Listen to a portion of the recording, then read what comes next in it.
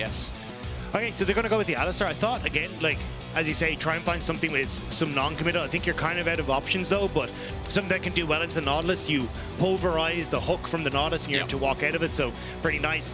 Ash trying to find that. 113 bot side. There's not much phone just vibrates. Flash in, pulverize from Alvaro. It's a good engage, actually, and matched by Super. Running in front. First blood is easily done. And a really good start for the 2v2. Great. Grubs as well for a Rumble. Not too bad as well. 113 going to take all of them while Elyoya, it's a brush, quite obviously so. Just making sure that Paris and Ice are getting negated this wave. Look at the size of it. The forefront when it comes to the Dragons, but this is definitely a shift, and I think it makes a lot of sense for them given the composition that we have here. They've been much more focused on playing around, you know, these AP top. 113 started up the Grubs, and it feels like KOI are not going to give this overhandedly. Nuke looking for the wall, but the first Might comes down, and that's 4. Might's acquired. Elyoya's already brought out Daisy to the show, making it a 5v5 if BDS bring more members in, but Mirwin's not going to leave this lane, and KOI are just going to take the 2 Grubs after BDS give it up. Yeah, it's a nice sneak by BDS, so mid lane hadn't been crashed by Jojo queuing yet, so 113 could just about get in there as Elyoya was on reset, and just finding that little bit of a window to steal away one, but still, managing to pick up some is nice, but it won't be too much. So he's an ulti bot. Like we said, we're going to expect interesting builds from this top laner as BDS definitely control the river, but Jojo controls the lane. Ulti out into Nuke. A shove back is really nice too, but Jojo doesn't continue any far forward. He's low on mana, and Nuke with a full bar looking to poke him out to make it an even health trade. Yeah, Jojo wanted to try and trade his health bar for Nuke, so if Nuke TP's in, he's just not a factor. But now Super going on towards Ice in the mid lane. Good trading from Ice, but Alvaro and Elyoya aren't there to follow up, and Ice. Barrage tags him, almost dies. There's a fight brewing in River as well, and with the root call, Paris goes nowhere. Alvaro unfortunately picks up the kill, but for KOI, it's 1 at the cost of Dragon. Yeah, BDS just didn't need to take the fight. They could have just backed off there. They'd gotten the Dragon.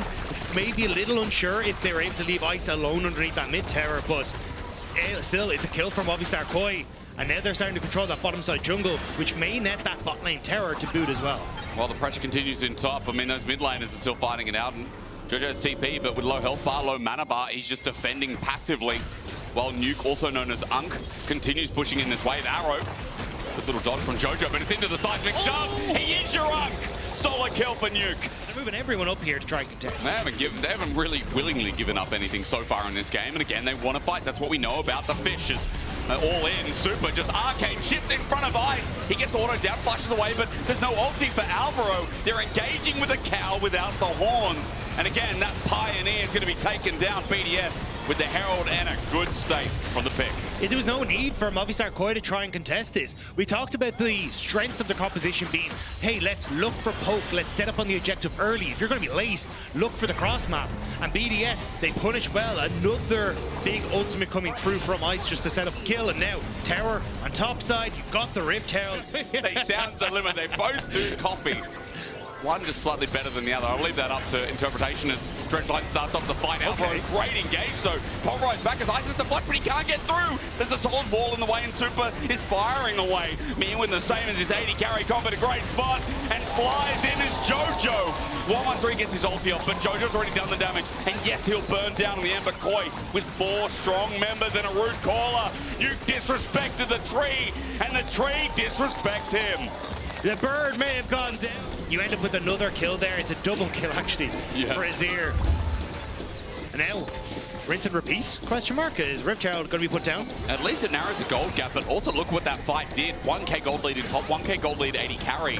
Strong members of KOI here, and 2.5k gold lead as the Herald tries to regain some of that, but Chains of Corruption just out of range. Alvaro again with a good engage. Root Caller down as well as Irrelevant is now overheating, but the cow happy to absorb with the Redemption healing him up. The auto attacks are weaving and flying, and the teleport is going to be dying as 113 is free target. Paris re-engages, but BDS are all over the place, and Jojo loves those odds. Nuke falling back, Super falling in, seismic shove out, the turret helping out, Super not dead, so but low. Meanwhile, Irrelevant is just trying to claw back, while Mirwin is sitting autoing here like he has all fight. Irrelevant if he runs in. Well, I mean, he's having big fights. Look, 4k damage, and, you know, we talked a lot about this as Nuke might be caught out yet again here. Mirwin on top of him. The damage is going to be immense. He's dead. Mirwin's got a Quintus now, and he gets the base AD from Experimental Hexplate. He's dealing damage. Speed rolling through. Be an easy job, but Jojo's improved a lot. Jojo's laning's improved a lot, Yeah, and Jojo. and I think, okay. Arrow, oh, hit super instant cleanse. Here comes the Weaver's Wall as well, while under turret 113 is getting chunked out again. These 80 carries will not stop. Alvaro flashes away from the depth charge, but even with the dredge line in, this is an Ivan. He's got shielding, he's got time, but he doesn't have a health bar. Irrelevant made short work of that as Nuke again. Seismic shove, Jojo gets over the wall. We're complimenting them, but BDS still have the will to live. But Movistar KazaLoLLCShighlights will continue to push. It's only Mirren who's shown up now after getting that top lane turret. So mid lane, despite heroic efforts from BDS. MKOI. You gonna sing that one as well? Not now, but there will be a way. Ed Sheeran copyright incoming. Yes. Can they get in for the 50-50? But Alvaro, he's free range right now, so he doesn't care. He'll walk into any bush, anytime, anywhere. True shot barrage, equalizer down, but it's still not imminent because the Weaver's Wall over the wall makes it so in case there is not. A shove back, ascend in. Jojo ran into melee range. The arrow gets him, but again, he can just withdraw. Irrelevant will go golden. He's candy in front of the baby, and baby will take it. Alvaro doesn't even burn over the edge in the end as Mirren becomes god. So I think it's stuff like that that just makes it so good for Movistar KazaLoLLCShighlights that you have this flexibility. And sees everyone moving out. The poke from 113 is trying to do the same thing as well. I'm not even sure this guy can survive, but Alvaro knows that. Root caller down, the Skarner hit hard, and look at this. Super gets the kill, but you see it's not over yet. The arrow to fly out, the BDS and members down. Equalize not bad, but Super is ripping through. Nuke's the next target, easy as that. He's going to take the triple, but Mirren will not extend that any further. This is Mirren's kill now. He sets up for the auto. Jojo to take. And these 3 on-hit carries are living life to the fullest. And immediately Jojo TP's the bot lane. You've got these massive waves that you can look to play through. We'll just rejoin on mid. And MKOI looking to end this game right here. And in fashion as well, you have to say this game won. BDS's early game, there were some real brilliant moments, but once KOI snagged it, they held on to it, and now match of the week. The fish is still swimming, and they're still swimming real good to open up the series. Jojo having a little bit of fun at the end of this one. The tower will fall. And save Mirren! Save the KDA! Deathless on the Varus top. He is now 6-1. MKOI would look to actually just take the Corki to deny it, but okay, yeah, they're going to go for the AP mid. So we saw Nuke cover the Lucian, brought it out before. It didn't go as well as BDS would like, but I think it's still a lot of zone control is kind of the name of the game on BDS, and that's what Victor opts in. Because top is a nightmare right now as minion waves stacking up. Okay, Ice on his 4th shot. They're looking for Alvaro here, and Paris is going to Winter's Bite flash away immediately, and Alvaro is okay. Survives the concussive blows, and Paris is out of there with the heal, while meanwhile Mirren took a bit of damage. Looks like a turret shot as well, but it's an easy kill. Dives it so nicely. Paris still wants to try and get active, same with 113, but Alvaro here to cover. X-Flash in, Jojo is low, but the setup is good. Nuke gets executed, flash away. Jojo almost dying. Nuke is closer. The Winter's Bite slows him down, and Alvaro will be stunned on the double as flash forward from Elyoya. That was smooth criminal behavior. Set up that wild growth setup and at least strangle those thorns as the flash Alvaro matches, but concussive blow sets up. One-man ulti only onto Alvaro. Dragon's just been done though. Alvaro probably happy to sacrifice his life as Jojo hops away. It's one shot. I like how engrossed you are in this top lane when nothing's happening. Dude, top, as long as it's not tanks, it's a great meta as Ice. You might be finding the opposite. Bullet time out. Good kite down. Ice gets away, sets up with his curtain call, and Alvaro with a side step up. It was clean, but will he survive the final shot? That's a no. Second death here.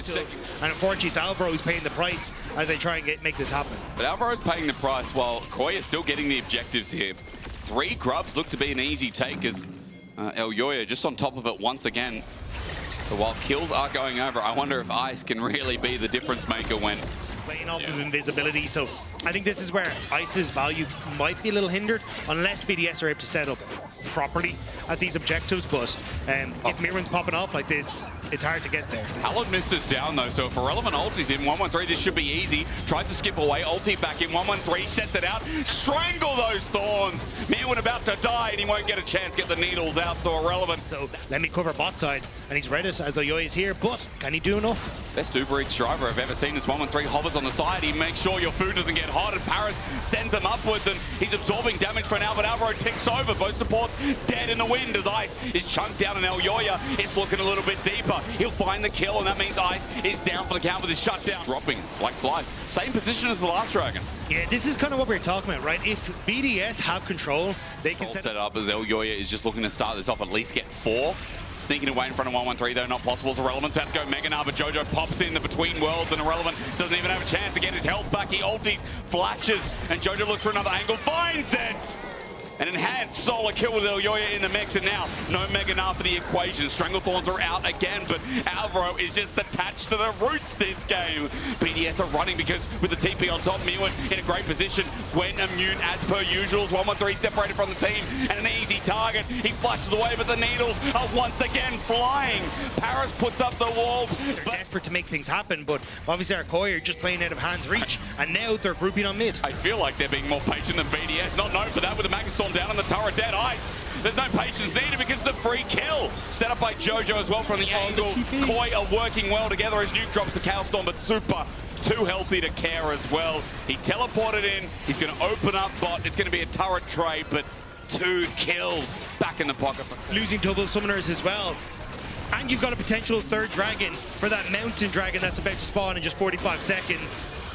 How do you try and fight this as BDS? There's this conversation of BDS of like, oh, top 4. I think that conversation needs to go in the bin. I think, can Koi get towards top name for this game? Mr. 113 is getting outclassed by Elyoya. I think you can say that this series. The Ivan game was clean. Elyoya was obviously more of a supportive element. Now he's on the carry. He's 7 out of 8 kill participation. I know, Dagda, you feel passionately as Irrelevant going to chase down Miwin. Now coming through, especially with Elyoya on the way as well. If Irrelevant goes down, it might be the Atakan coming soon after. Terra is not healthy enough to keep him alive. He's going to have to TP. The wave's going to be there, as you said. Teleports out. Flash ulti! Clean as anything from Elyoya. He'll take it up for a bit, and Alvaro will seal the deal with the tip of the spear. Meanwhile, Jojo does die mid, so there is a trade, but as you said, Atakan side of the map. Turret's going to be free there. Bot is looking like Nuke needs to really ramp up the speed to get something more, because this, Dagda, is a quick play. Yeah, tier 2 terror take from Movistar KazaLoLLCShighlights. They will lose mid and bot at least, so BDS do get some go back. They held mid. Yeah, oh actually, yeah, so you're able to hold mid as Miran's able to cover there. Now top tower going down, and you, I know, are passionate about Elyoya. You think this split, and dare I say this year, he's been underrated a bit with, you know, Yike going to Chaos. It's a game or middling too, like Malrang. Has set up there, Alvaro going to flash away. He's crashed down, gets him out. Good sidestep from the Deadly Flourish. Magnus Storm in response, so it's Irrelevant. Has to burn his own flash. The Stranglethorns out. Elyoya has got his ulti out, but a Winter's Bite concussive blows slows him down. But here's Jojo to separate the circle of death. Again, you need to take it to Mount Doom, but BDS haven't even got out of the Shire. Super flashing away. Nuke's laser ain't there, but Ankh is in the middle of it all. His Chaos Storm looks great, but too much in the way. Again, Koi are just so much better. Game 1, game 2, in BDS's face. Ice has to deal with it. He flashes away. That's Jojo getting out, but there's more where that came from. Elyoya once again showing his superiority. Koi are just better. A top 4 team shown here. BDS went for the Hail Mary play, hoping to find a pick, but it's intercepted and ran the entire way down the field. Movistar KazaLoLLCShighlights looking at the end zone and looking to end it right here. Well, how can they? I mean, the only question is, what have they got left? It's 10 seconds for Nuke, so it doesn't stop here. But and then Movistar KazaLoLLCShighlights, the Avengers, pulling out from every which way. The ult from Supa finishes off members, and now it's Paris that's going to fall as well.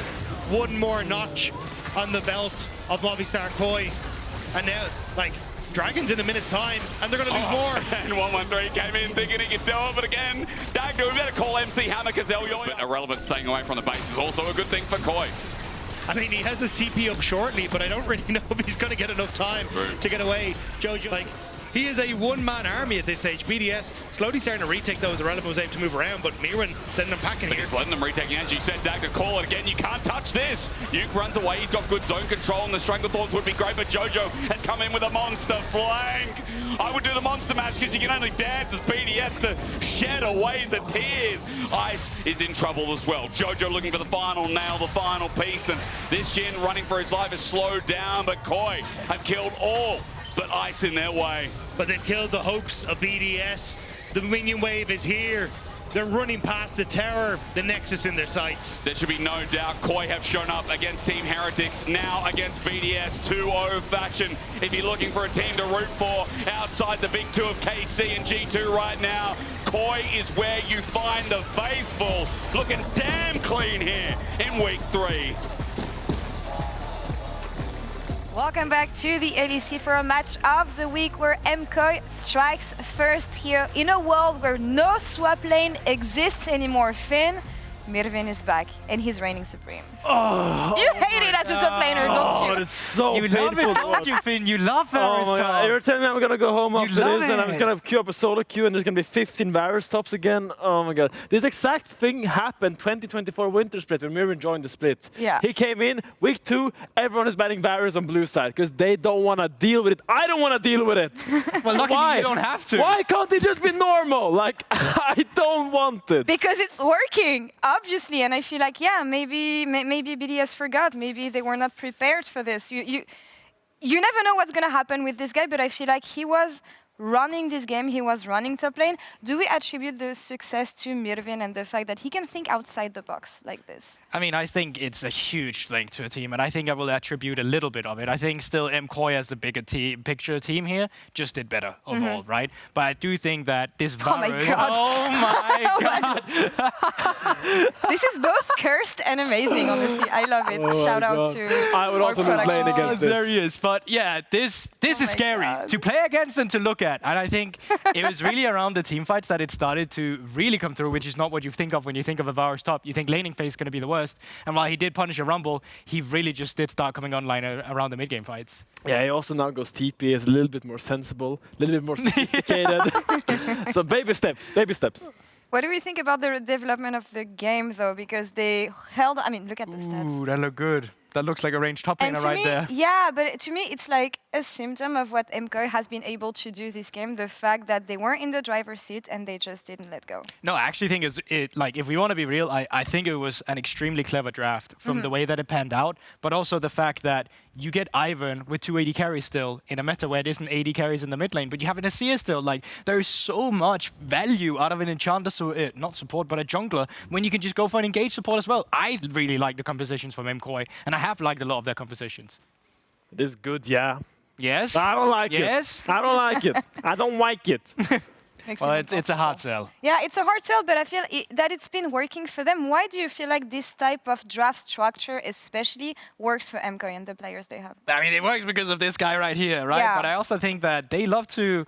They have shown in the past, right? I think it's only just a year ago when they said, we come in and we don't even know what we're going to draft before Jojo even got there when they had Frescowi. So I think the fact that they have players that are not only willing to, but really want to dive into all this flexibility is fantastic. What does that make of MKOI then? Because running back at the beginning of the split, they didn't have the best debut there, but I also feel like they were facing off against some of the strongest teams we're supposed to have in the league. So gatekeepers? I mean, I think Top 4 potentially? Like, where do you place them? Absolutely top 4. They absolutely should go up there. And I think that they're only getting better from where they were in winter. And I think that they had a rough schedule. Their first week was against G2 and it was against KC. Now they had what?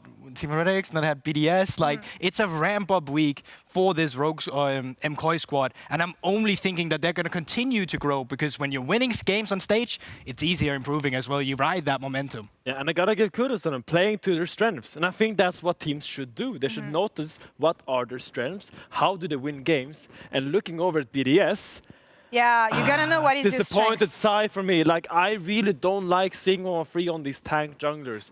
I really like give that man a spear in his hand, give him a Nidalee or a Xinqiao, and really allow him to make things happen in the early game. Because I've seen him time and time again in these objective fights. He doesn't actually look that comfortable starting the fights, and I want him to actually have the agency in the early game, and then in the later stages of the game, take a more backseat role in the top comp and give that opportunity to other players on the team. And I think that brings a bigger the discussion into, like, it's just that we don't really know what BDS kind of identity is right now. Ever since that they rebuilt this roster, it feels like they don't really know what they want from this. Are we playing through an irrelevant? Is it a jungle and mid performance where we got a good draft with Nuke and 113 with the Nidalee Jace? You can't always get that. When are we playing for Ice? I'm really missing seeing them play for Ice, honestly. I thought Ice was super good last year. I just haven't seen the same sights of that this year. What made me sad is that when I read the interview that Nuke did with Armand Luc from Sheep Esports, he was saying that right now the team is aiming for playoffs. They're aiming for top six, and I cannot help but think about the expectations from this team a year ago. Top 3, top 1, a championship, a fall from grace, as you say, but where is the solution if there's one? Yeah, I mean, they really need to stop making the pyramid real, because they came into the league, looked very weak, and then they were at their apex for a few years. We don't want to see that descent. We want to see them get back and actually compete for top 4, top 3, because I think they have a lot of good pieces, but they really don't seem to work together at all right now. I feel like they don't know how to get those pieces to work together, and for me, that's what the